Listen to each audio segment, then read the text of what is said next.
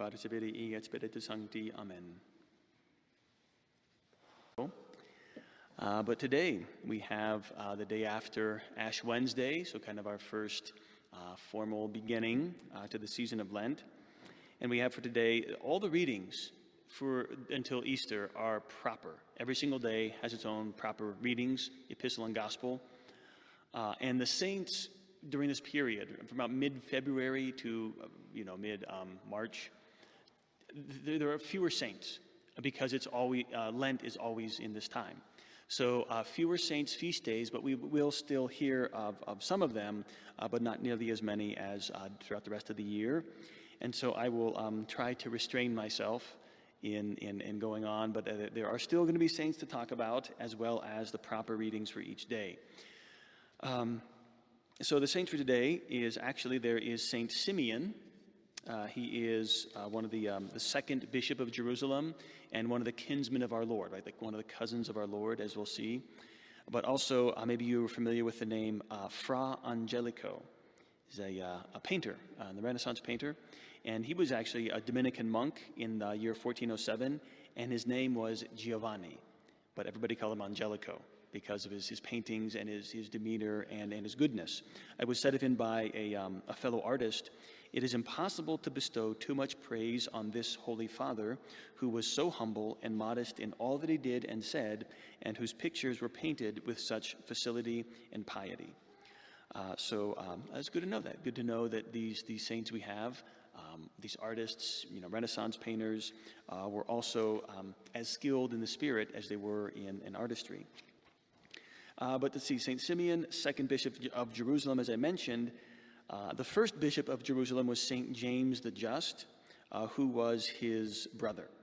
And their father was Cleophas, and he had a brother also. Let's see, so St. Simeon's father was Cleophas.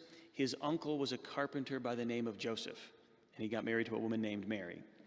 And so his cousin was our Blessed Lord. And if you remember, Cleophas is mentioned in the Gospel of Luke, chapter 24, on the road to Emmaus. He was one of the two disciples walking.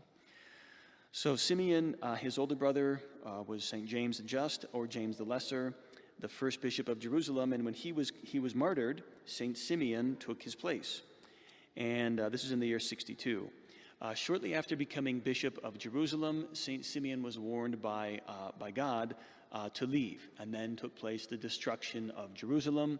St. Simeon and all the just in the city fled, and then they returned afterwards and began rebuilding Jerusalem. And at this time, it was very difficult in that he had to both rebuild the city and, in a certain sense, was building the church at the same time. And there were many, many Jews who came back, and they were the Judaizers. Yes, they accepted Christ, but they wanted to blend Catholicism and the old Jewish religions. So St. Simeon was bringing that fledgling church through that very difficult period. He ended up a martyr in the persecution of Trajan in the year 107.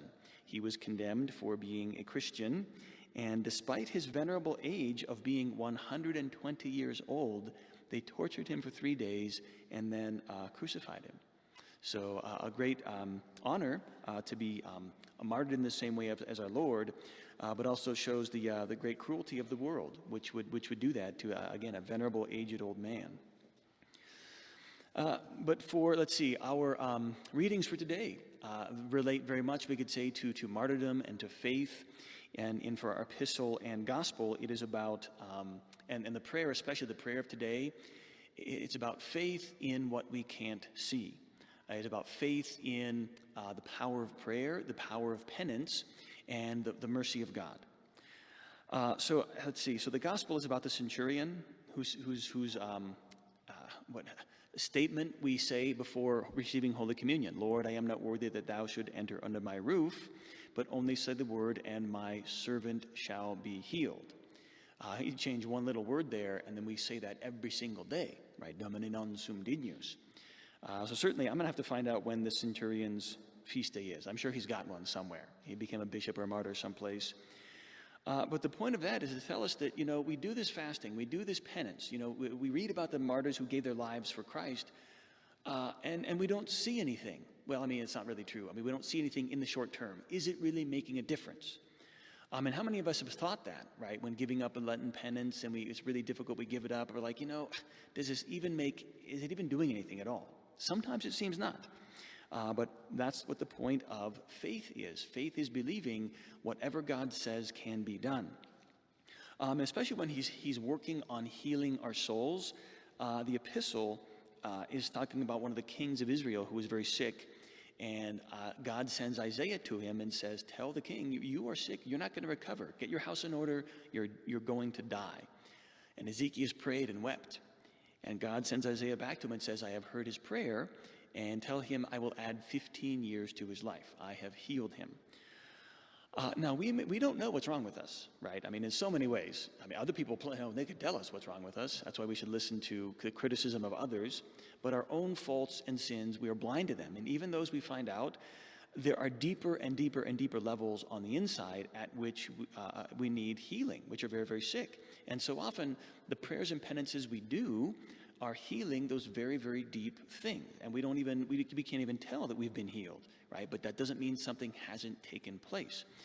And so that is why it is so important to believe with the centurion, say but the word, and my servant shall be healed. My soul shall be healed.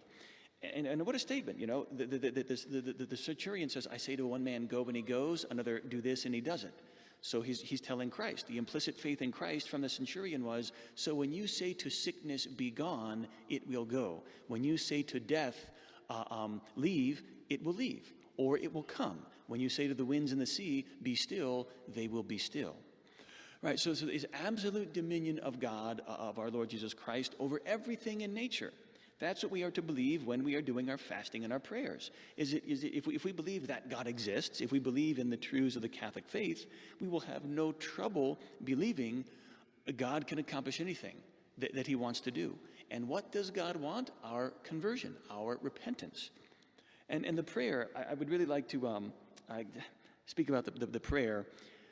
It just tells us everything we need to know. O God, who art offended by sin and appeased by penance, hear the prayers of thy suppliant people, and turn aside the scourge of thy anger, which we deserve for our sins. Right? There are like 6 pieces of information in this short little prayer. God is offended by sin and appeased by penance. We've all offended God by sin. Have we ever tried to appease him by penance? Have we ever thought about that? That, I can do something that is pleasing to God. I could do something that will make reparations for what I've done to him. We all want forgiveness. We all want to go to confession, and over and over and over again, my confessions are always the same, always the same. We do the penance the priest assigns, but it's important to do more than that. And in fact, that's one of the reasons we say in the act of contrition, I promise to confess my sins, to do penance, and to amend my life. It's really not to do my penance, but to do penance in general. We should be doing penance. Because when we do penance, right, when we unite that to prayers, we can turn aside the scourge of God's anger. Our prayers can make a difference. And here's a really important piece here. God can be angry, right? Not in the sense of like we get angry, like his emotions rise up and fall. It's not like that. But God is offended by sin, and in God's anger, he will punish us for our sins. It's right. It's just. That's why it says, which we deserve by our sins. Like everything is there. We've got a whole ton of Catholic, very simple Catholic theology that lays the foundation. We have sinned. We deserve punishment for our sins. God is offended and angered by our sins. However, by doing penance and by prayer, we can turn aside this anger to our benefit and heal our souls. Like all of that is implied in there. But in order to recognize these things, in order to do these things, it takes humility. Right? And humility, as I always say, is simply admitting the truth. Admit what is true, and you'll be a humble person. It's a very simple truth, you could say.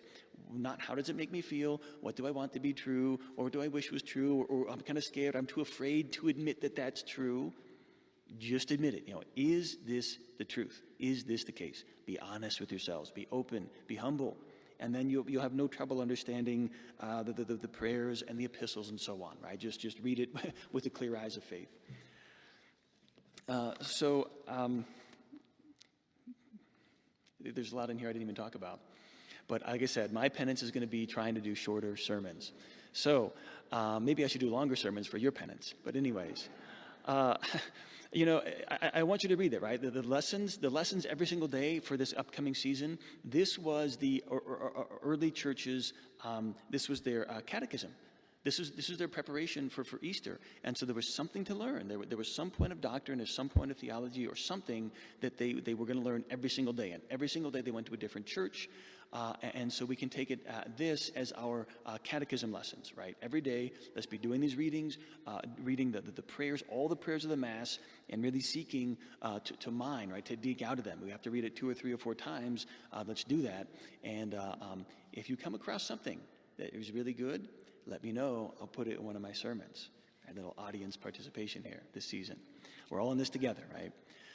So let's just keep doing our prayers, our fastings and penances, believing absolutely they do make a difference, and God is hearing our prayers and healing our souls. God bless you all. In the name of the Father, Son, and the Holy